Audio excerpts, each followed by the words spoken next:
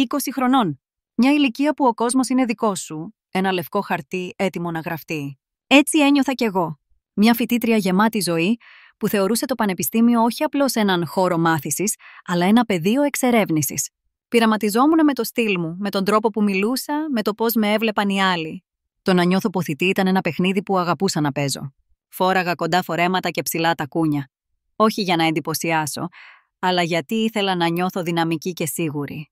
Ήμουν η Μελίνα, η ελεύθερη ψυχή που ζούσε τη στιγμή. Και τότε εμφανίστηκε ο Αντώνης. Και ξαφνικά η ελευθερία μου έγινε η πιο επικίνδυνη παγίδα. Τον είδα πρώτη φορά στο αμφιθέατρο, την πρώτη μέρα του μαθήματος της πολιτικής φιλοσοφίας. Καθόταν στην έδρα, έτοιμος να ξεκινήσει. Ήταν 46 ετών, ένας άντρας που η ηλικία του έδινε κύρος, όχι αδυναμία. Τα γκρίζα στα μαλλιά του, το αυστηρό του πρόσωπο με τις λεπτές ρητίδες έκφρασης, το καλοραμένο κουστούμι του. Ήταν το ακριβώς αντίθετο από τους νεαρούς συμφοιτητές μου. Ήταν ο Αντώνης, ο καθηγητής. Αλλά από την πρώτη στιγμή που διασταυρώθηκαν τα βλέμματά μας, ένιωσα ότι αυτή η σχέση θα ήταν οτιδήποτε άλλο εκτός από αυτή του καθηγητή και της φοιτήτριας. Κάθε μάθημα ήταν μια δοκιμασία. Καθόμουν πάντα στην πρώτη σειρά, με τα πόδια μου σταυρωμένα, το βλέμμα μου πάνω του, παίζοντας ένα αόρατο παιχνίδι. Τα μάτια του συχνά έπεφταν πάνω μου και ένιωθα ότι με διάβαζε, ότι καταλάβαινε το μυαλό μου, τις σκέψεις μου, τις προθέσεις μου. Μιλούσε για τον Πλάτωνα και τον Αριστοτέλη, αλλά εγώ άκουγα μόνο τη βραχνή, βαθιά φωνή του. Έβλεπα μόνο τον τρόπο που κινούνταν, τον τρόπο που το χέρι του ακουμπούσε το πόντιουμ. Μία μέρα βρήκα μια δικαιολογία για να τον συναντήσω στο γραφείο του. Ήταν η εργασία μου, βέβαια.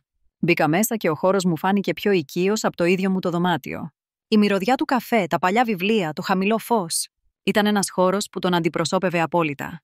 Καθίσαμε αντικριστά, με το μεγάλο ξύλινο γραφείο να μας χωρίζει. Μου εξηγούσε κάτι, αλλά το μυαλό μου είχε φύγει. Κοιτούσα τα χείλη του, τον κόμπο της γραβάτας του, το ρολόι στον καρπό του. Τότε πήρε το βιβλίο μου για να μου δείξει μια παράγραφο. Τα δάχτυλά του ακούμπησαν κατά λάθος τα δικά μου. Ήτανε μια στιγμή που κράτησε μια αιωνιότατα. Ένα μικρό, στιγμιαίο άγγιγμα που όμως έβαλε φωτιά στο δέρμα μου. Η σιωπή που ακολούθησε ήταν γεμάτη από τις σκέψεις μας, από την αμοιβαία μας επιθυμία. Όταν σηκώθηκα να φύγω, με κοίταξε στα μάτια και ψιθύρισε, με μια φωνή που ήταν μόνο για μένα. «Προσοχή, Μελίνα. Είσαι πολύ φωτιά για να την αφήνεις να καίει ανεξέλεγκτα». Γύρισα στο σπίτι, με την καρδιά μου να χτυπά δυνατά, σχεδόν να πονάει. Ένιωθα ότι βρισκόμουν στο χείλος ενός γκρεμού. Τότε το τηλέφωνο μου δόνησε. Ήταν ένα μήνυμα από άγνωστο αριθμό. Το άνοιξα. «Καλό βράδυ, Μελίνα, Αντώνης». Η καρδιά μου σταμάτησε για μια στιγμή. Ήταν η επιβεβαίωση που περίμενα. Ήταν το πρώτο βήμα. Και τότε αποφάσισα ότι δεν θα έκανα πίσω. Η απάντησή μου ήταν μια πρόκληση που θα τον έβγαζε από τη ζώνη ασφαλείας του. Και τότε συνέβη η πρώτη ανατροπή. Το μήνυμα που του έστειλα πίσω ήταν «Γιατί μου στέλνετε μήνυμα? Τόσο πολύ μου αντιστέκεστε». Η απάντησή μου ήταν μια κίνηση ρίσκου, ένα στοίχημα που ήθελα απεγνωσμένα να κερδίσω. Ο Αντώνης δεν άργησε να απαντήσει. «Δεν αντιστέκομαι, Μελίνα. Είμαι απλά προσεκτικός. Δεν μπορώ να είμαι ο καθηγητής σου, ούτε εσύ η φοιτήτριά μου. Θέλω να είμαστε απλά. Αντώνης και Μελίνα». Και τότε συνέβη. Συμφωνήσαμε να βρεθούμε το επόμενο βράδυ, μακριά από τα αδιάκριτα βλέμματα του πανεπιστημίου. Όλη την ημέρα ένιωθα μια περίεργη ανησυχία να μου τρώει τα σωθικά, σαν την ηρεμία πριν την καταιγίδα. Διάλεξα το πιο τολμηρό μου φόρεμα. Ένα μαύρο, εφαρμοστό κομμάτι, με ανοιχτή πλάτη και λεπτές τυράντες, που άφηνε ακάλυπτο το ντεκολτέ μου. Ήθελα να τον τρελάνω, να τον κάνω να ξεχάσει κάθε δισταγμό, να του αποδείξω ότι ήμουν πολλά περισσότερα από ένα απλό κορίτσι. Στον καθρέφτη είδα μια γυναίκα που δεν είχα γνωρίσει ποτέ. Μια γυναίκα που ήξερε τι ήθελε. Όταν τον είδα, με κοίταξε από την κορυφή ως τα νύχια και ένα ελαφρύ, ακαθόριστο χαμόγελο εμφανίστηκε στα χείλη του. Ήταν ντυμένος απλά, αλλά κομψά, και έμοιαζε διαφορετικός από τον αυστηρό καθηγητή του πανεπιστημίου. Καθίσαμε σε μια γωνιά, μιλήσαμε για ώρες. Όχι για μαθήματα, αλλά για τη ζωή, τα όνειρα, τους φόβους. Ένιωθα να τον γνωρίζω χρόνια. Το χέρι του βρήκε ξανά το δικό μου, αυτή τη φορά επίτηδες, και τα δάχτυλά μας συμπλέχτηκαν. Η ένταση ανάμεσά μας ήταν χειροπιαστή. Όταν ήρθε η ώρα να φύγουμε, με συνόδευσε μέχρι το διαμέρισμά μου. Στην είσοδο, με κοίταξε στα μάτια και με φίλησε. Ήταν ένα φιλί γεμάτο πάθος, γεμάτο απαγορευμένα συναισθήματα.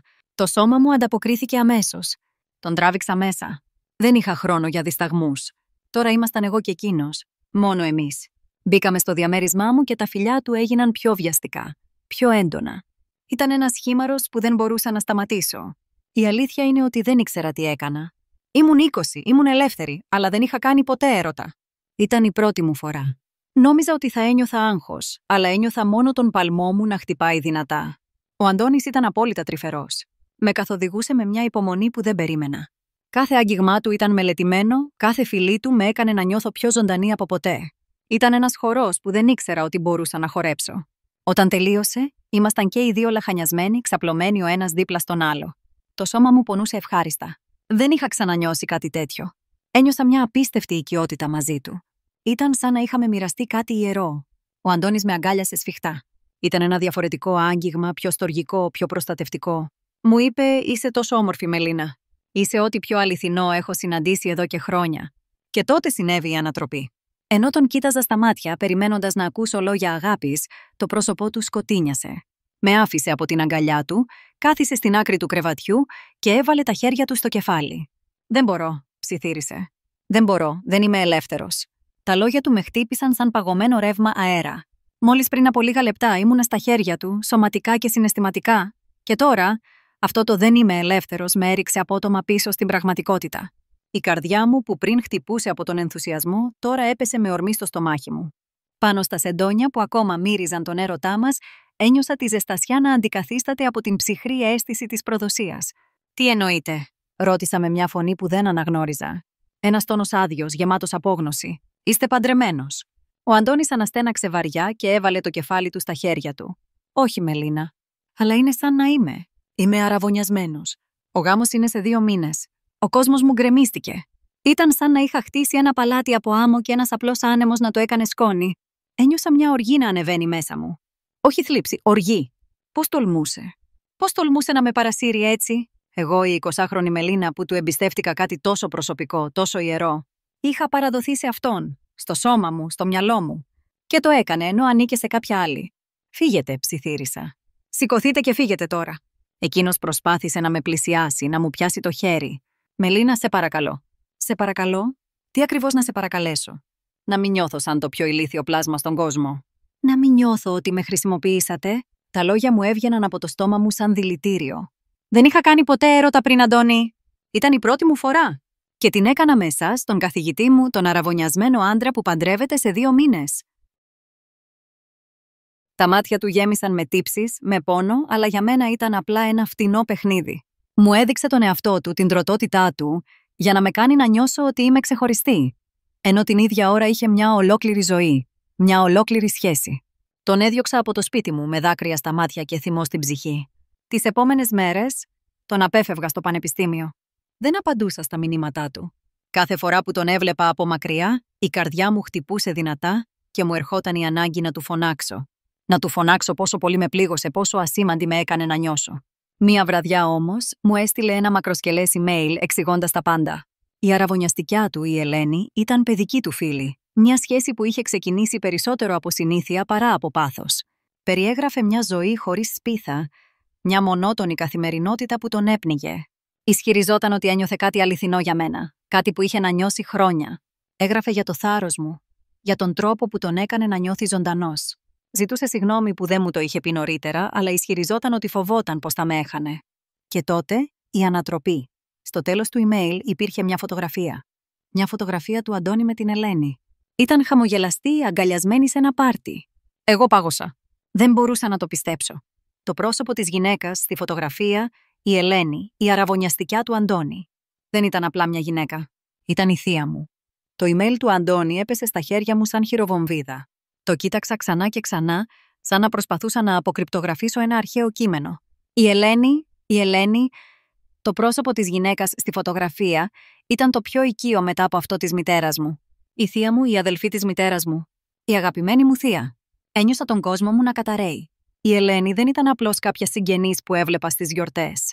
Ήταν η γυναίκα που πάντα θαύμαζα. Είχε κάνει μια λαμπρή καριέρα μόνη της, είχε ταξιδέψει σε όλο τον κόσμο και είχε μια άβρα ανεξαρτησίας και δυναμισμού που πάντα ζήλευα. Είχαμε μια στενή σχέση, γεμάτη συμβουλές, γέλιο και βαθιές συζητήσεις.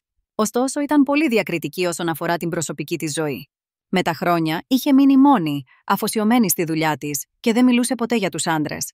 Γι' αυτό δεν ήξερα τίποτα για τον Αντώνη. Ούτε η μητέρα μου δεν είχε ιδέα. Η Ελένη είχε κρατήσει τον αραβώνα της κρυφό από όλη την οικογένεια, πιθανότατα για να μην ενοχλήσει κανέναν με τα προσωπικά της, όπως συνήθιζε να λέει με το χαμόγελο που τόσο αγαπούσα. Η οργή μου για τον Αντώνη μετατράπηκε σε σύγχυση και μια αίσθηση τρομερής ενοχής. Πώς θα μπορούσα να αντιμετωπίσω αυτή την κατάσταση? Είχα καταστρέψει τη σχέση της θείας μου. Εγώ, η φοιτήτρια, με τον καθηγητή μου, τον αραβωνιασμένο με τη θεία μου. Ήτανε μια κατάσταση τόσο απίστευτα παράλογη που μου ερχόταν να γελάσω αν δεν έκλαιγα. Δεν μπορούσα να κοιμηθώ. Πέρασα όλη τη νύχτα διαβάζοντας ξανά το email του, βλέποντας τη φωτογραφία, προσπαθώντας να συνδυάσω τον καθηγητή που γνώρισα με τον άντρα της θείας μου. Ήταν σαν δύο διαφορετικοί άνθρωποι. Το επόμενο πρωί, με μια αποφασιστικότητα που δεν ήξερα ότι είχα, τον συνάντησα κρυφά στο πανεπιστήμιο. Τον κάλεσα σε ένα καφέ μακριά από τη σχολή. Ήμουνα νευρική, τα χέρια μου έτρεμαν. Του είπα με σπασμένη φωνή: «Η Ελένη, η αραβωνιαστικιά σου, είναι η θεία μου». Το πρόσωπό του άλλαξε χρώμα. Ήταν σοκαρισμένος όσο κι εγώ. Τι, πώς? Πώς γίνεται? Ψιθύρισε σαν να μην μπορούσε να το πιστέψει. Του εξήγησα τη σχέση μου με τη θεία μου, πόσο κοντά είμαστε. Του είπα ότι είχα πληγωθεί βαθιά. Όχι μόνο από το ψέμα του, αλλά και από το γεγονός ότι ο έρωτάς μου θα μπορούσε να καταστρέψει τη ζωή της γυναίκας που αγαπούσα. Συζητήσαμε για ώρες. Η λύση φαινόταν αδύνατη. Δεν μπορούσαμε να συνεχίσουμε, αλλά δεν μπορούσαμε και να σταματήσουμε. Η ένταση ανάμεσά μας ήταν ακόμα εκεί, πιο δυνατή από κάθε φόβο. Τότε μου ήρθε μια τρελή ιδέα. Του πρότεινα ένα παράτολμο σχέδιο. Ένα σχέδιο που μόνο ένα 20χρονο κορίτσι θα μπορούσε να σκεφτεί. «Αντώνη», του είπα, «έχουμε 2 μήνες μέχρι τον γάμο σου. Ας συνεχίσουμε να βλεπόμαστε κρυφά, να δούμε αν αυτό που νιώθουμε είναι κάτι αληθινό, κάτι που αξίζει να τα τινάξουμε όλα στον αέρα. Και αν δεν είναι, τότε θα το τελειώσουμε και θα συνεχίσεις τη ζωή σου. Και εγώ τη δική μου». Ήταν τρελό, επικίνδυνο, αλλά και το μόνο που μου έδινε ελπίδα. Και τότε, η ανατροπή. Ο Αντώνης, ο σοβαρός, αυστηρός καθηγητής, με κοίταξε στα μάτια και προς έκπληξή μου απάντησε: «Δέχομαι, αλλά με έναν όρο. Θα πούμε όλη την αλήθεια στην Ελένη, αλλά μόνο αν είμαστε σίγουροι ότι αυτό που έχουμε αξίζει να πολεμήσουμε για αυτό». Το κρυφό μας ειδήλιο ξεκίνησε. Κάθε μας συνάντηση ήταν ένας χορός ανάμεσα στο πάθος και τον κίνδυνο. Τις μέρες στο πανεπιστήμιο ήμασταν απλώς ο καθηγητής και η φοιτήτρια. Τον κοιτούσα από μακριά, τον άκουγα να μιλάει, ενώ μέσα μου έκαιγε η ανάμνηση του τι συνέβη μεταξύ μας. Το βλέμμα του έπεφτε συχνά πάνω μου, ένα κρυφό νεύμα που μόνο εγώ μπορούσα να καταλάβω. Ήταν σαν ένα μυστικό παιχνίδι που παίζαμε μόνο οι δυο μας, μέσα σε ένα πλήθος κόσμου. Οι νύχτες όμως ήταν διαφορετικές. Γίνονταν κλεμμένες στιγμές σε μέρη που κανείς δεν θα φανταζόταν. Μία φορά με συνάντησε στο γραφείο του, πολύ αργά. Κλείδωσε την πόρτα, τράβηξε τα στόρια και με φίλησε με τέτοια ορμή που ένιωσα ότι ήθελε να αναπληρώσει όλες τις χαμένες ώρες. Σε εκείνο το μικρό δωμάτιο, ανάμεσα σε στίβες από βιβλία και πανεπιστημιακά έγγραφα, η ένταση ήταν ηλεκτρισμένη. Τα χείλη του πάνω στα δικά μου, τα χέρια του να με κρατάνε σφιχτά. Ήταν η απόλυτη παραδοχή της απαγορευμένης μας σχέσης. Άλλες φορές με περίμενε έξω από την τελευταία μου διάλεξη. Μπαίναμε στο αυτοκίνητό του και οδηγούσε μέχρι ένα απομονωμένο σημείο με θέα όλη την πόλη. Εκεί με φύλαγε με έναν τρόπο που με έκανε να νιώθω ότι ήμουν η μόνη γυναίκα στον κόσμο. Τα χέρια του χάιδευαν το πρόσωπό μου, τα μαλλιά μου. Ο Αντώνης ήταν ένας άλλος άνθρωπος μακριά από το πανεπιστήμιο. Τρυφερός, αστείος, βαθιά ερωτευμένος. Το ένιωθα.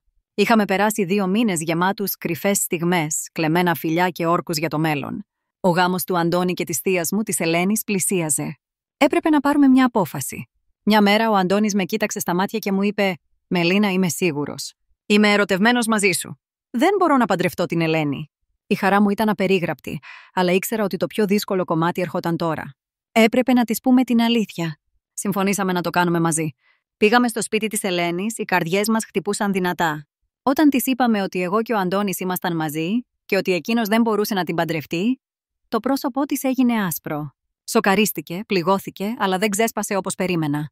Μας κοίταξε και τους δύο με ένα περίεργο, ήρεμο βλέμμα. Και τότε συνέβη η ανατροπή. «Το ήξερα», είπε η Ελένη. «Το ήξερα όλο αυτό τον καιρό.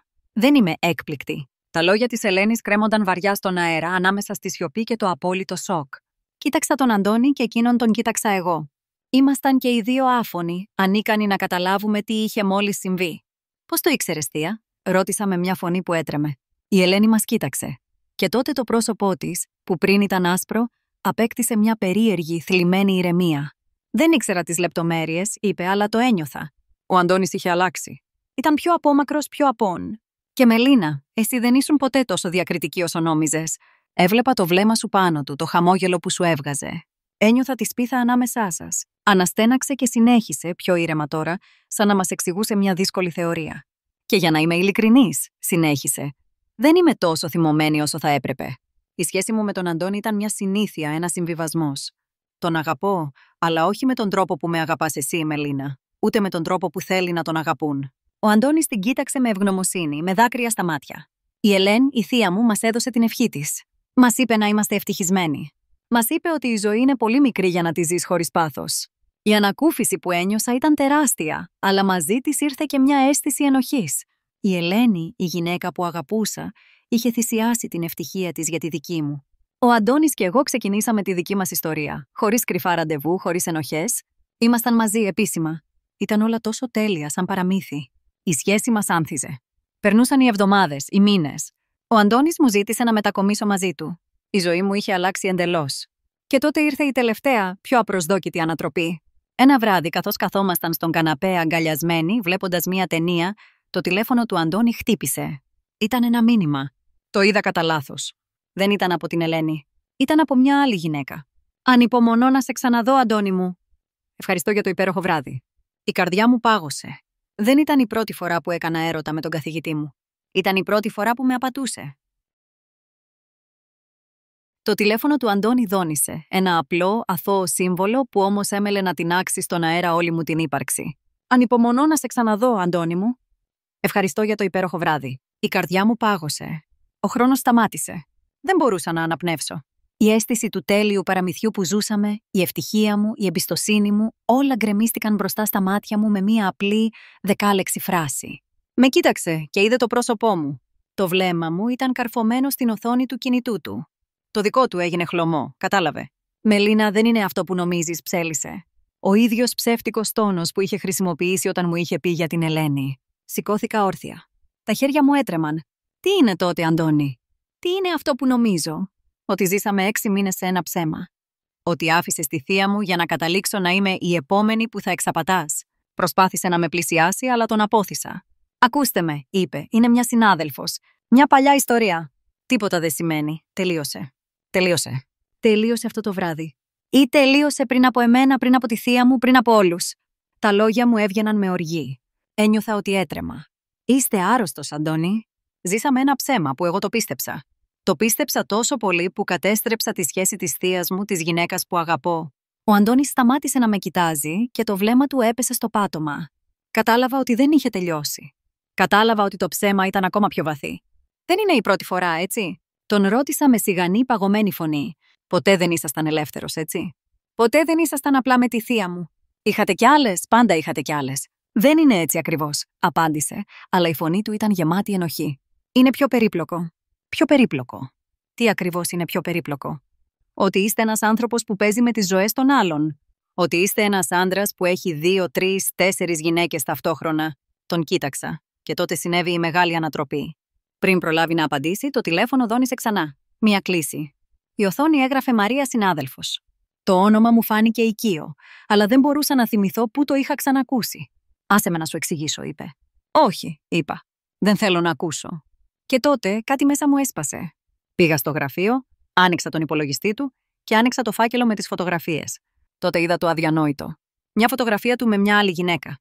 Δεν ήταν η Μαρία ούτε η Ελένη. Ήταν μια κοπέλα. Ήταν η καλύτερη μου φίλη. Ένιωσα ότι θα λιποθυμούσα. Ποτέ δεν ήμουν ούτε η πρώτη ούτε η μόνη. Ήμουν απλά ένα ακόμα θύμα του παιχνιδιού του. Ο Αντώνης δεν ήταν απλώς ένας άντρας που με απάτησε. Ήταν ένας αδίστακτος ψεύτης που έπαιζε με τις ζωές όλων όσων τον αγαπούσαν. Η καρδιά μου ράγισε. Δεν ήταν απλά η πρώτη μου φορά που έκανα έρωτα. Ήταν η πρώτη φορά που βίωσα την απόλυτη προδοσία. Πέρασαν μήνες.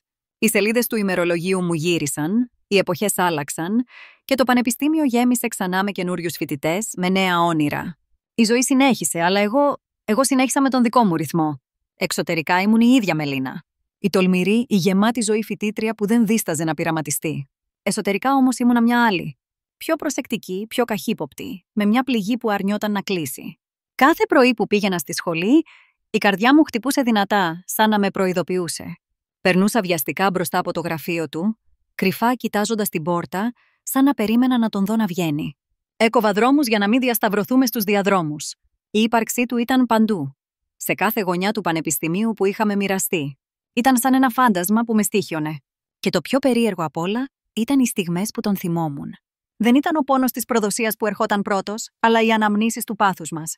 Θυμόμουν τον τρόπο που με κοιτούσε, σαν να ήμουν η μόνη γυναίκα στον κόσμο. Την αίσθηση των χεριών του πάνω μου, τα φιλιά του, τις νύχτες που είχαμε περάσει μαζί. Το σώμα μου ακόμα θυμόταν την τρυφερότητά του, τον τρόπο που με καθοδηγούσε, τις λέξεις που μου ψιθύριζε. Ήταν σαν δύο διαφορετικοί άνθρωποι να κατοικούσαν μέσα του. Ο εραστής που με έκανε να νιώθω ζωντανή και ο ψεύτης που με κατέστρεψε. Μερικές φορές, το βράδυ έκλεινα τα μάτια μου και προσπαθούσα να διώξω την εικόνα του από το μυαλό μου, αλλά δεν μπορούσα. Η ανάμνηση ήταν πολύ δυνατή. Ήταν η πρώτη μου φορά, ήταν τόσο έντονο, τόσο αληθινό, αλλά ήταν και το πιο μεγάλο ψέμα. Κάθε φορά που η νοσταλγία με χτυπούσε, έκανα στον εαυτό μου την ίδια ερώτηση. Θα μπορούσες να τον ξαναδείς? Και η απάντηση ήταν πάντα η ίδια. Όχι. Γιατί όσο κι αν τον σκεφτόμουν, όσο κι αν μου έλειπε εκείνη η παράνομη ένταση, ήξερα ότι δεν ήταν πραγματική. Ήταν απλώς ένα παιχνίδι που είχε παίξει ξανά και ξανά. Και εγώ, μέσα στην αφέλειά μου, είχα πέσει στην παγίδα. Η ιστορία μου δεν είχε ένα παραμυθένιο τέλος. Δεν κατέληξα με τον καθηγητή που ερωτεύτηκα, αλλά προχωράμε μπροστά.